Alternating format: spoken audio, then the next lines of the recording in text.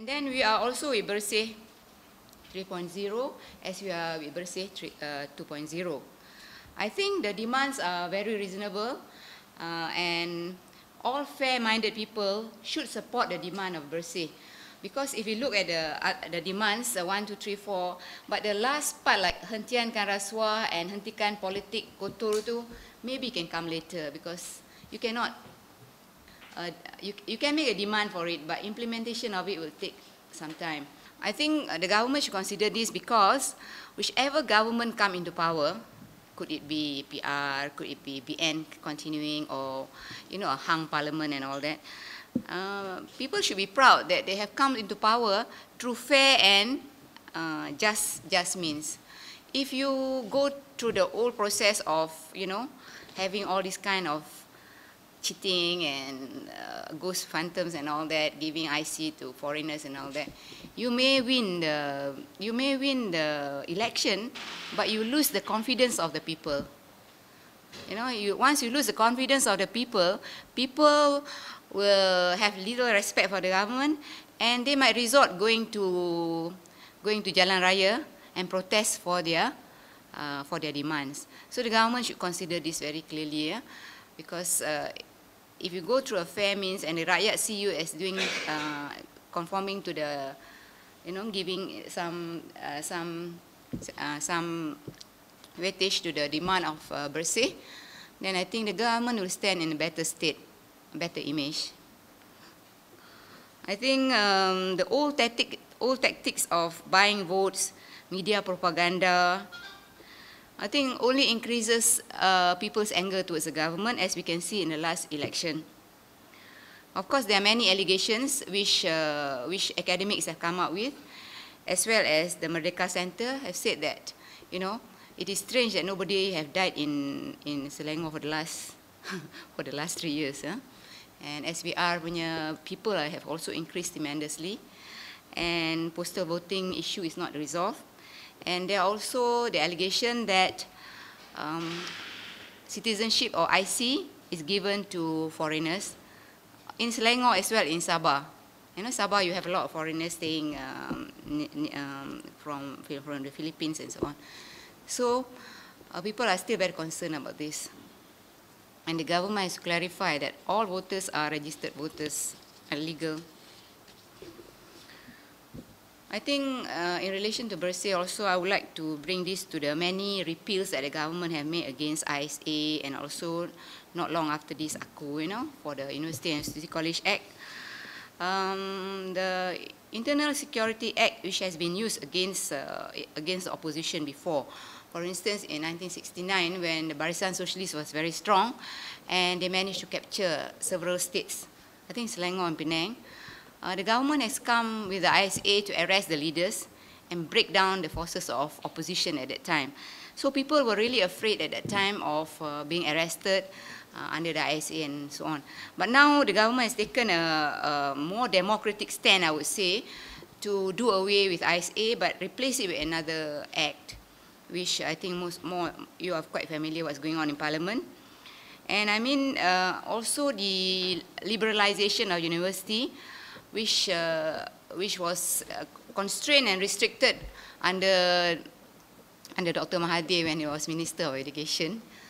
So as you can see, the universities from the 70s till the 2000, the attitude of the students have been molded to change, where they're only concerned about their studies and internal looking, turning to various religious beliefs and so on. I'm not criticizing religious beliefs, but if you're very internal looking, you're not concerned about the development of your society, because you are going to be the future generation. Therefore, you must be concerned of what's going on, just like now with the I think they may liberalize the University and University College Act. You have the students at the Dataran, which are asking for the abolition of the PTPM. Okay? But it's not only the PTPM, but also they're asking for free education of the universities.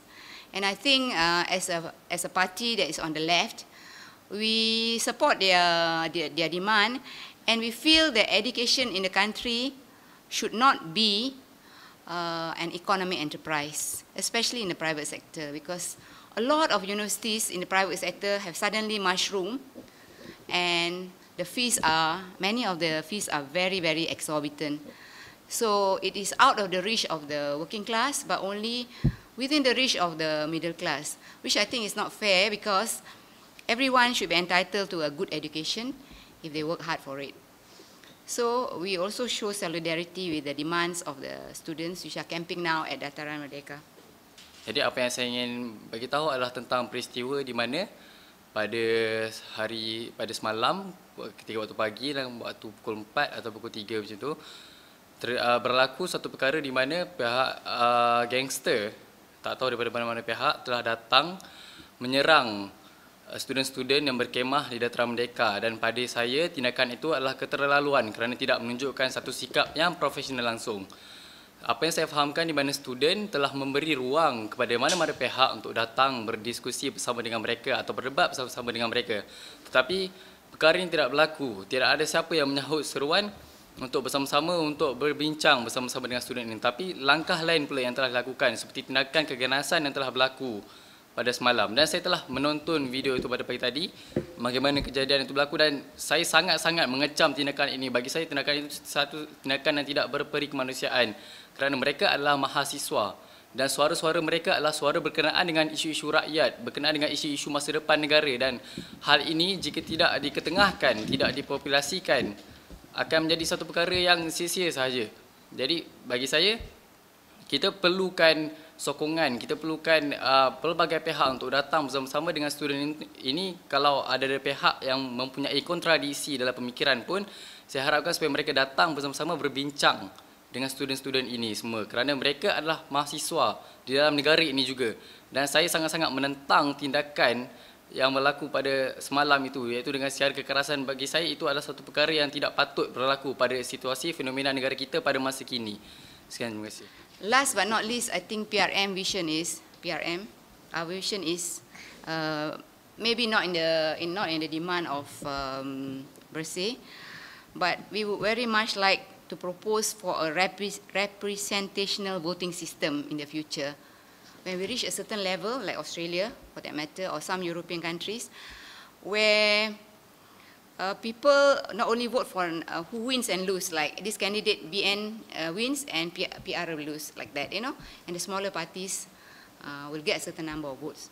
I would propose in the future, which will affect the constitution of Malaysia, I think, or the voting pattern, because if you have a representational voting system, you find that whoever gets more than 50%, let's say you have 3 or 4 candidates, whoever got more than 50% of the vote should have some representation in parliament, so that the parliament is not only really a two-party system completely dominated by coalition of any party, but also representing voices from the rakyat through the smaller parties.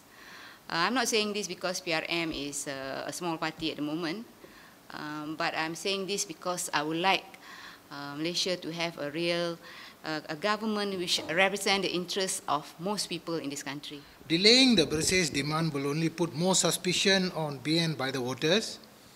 So they should know by now the voters' level of trust towards BN's government.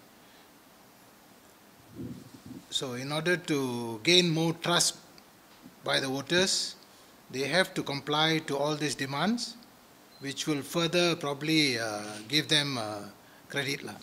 But for election, we have stated our seats, but we don't know the other seats. We have not decided yet. But if you want to know what are the seats, we have mentioned it before. But we are always avoiding the three-corner fight because the system now is win and lose. If they are multi, if you can have representation in the government, that would be a more desirable. For instance, if the Orang Asli, they want a representative in parliament, but they don't have enough voice, and let's say they have 54% of the vote, why not, The wakil should be there. Whoever the government, the people accept, we terima lah. Tapi yang penting, you must do what you say. You don't just say before the election and after winning, everything is totally different. We don't want that.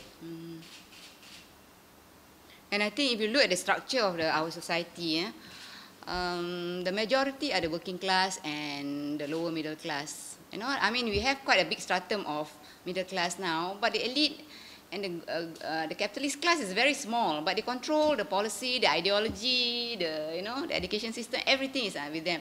So what we want is, a fine tuning and where the majority of people should enjoy a decent standard of living. We have a change in the value system where instead of forever competing with each other, we should be cooperating with each other, and then we don't play up the issue of religion, differences in religion, play up the issue of racism. What we want now is a united Malaysia, Bukan one Malaysia is what the government is asking, but we have to really work towards it. Because every one of us is Malaysian, so people should be proud to be a Malaysian, immaterial or whatever your origin is.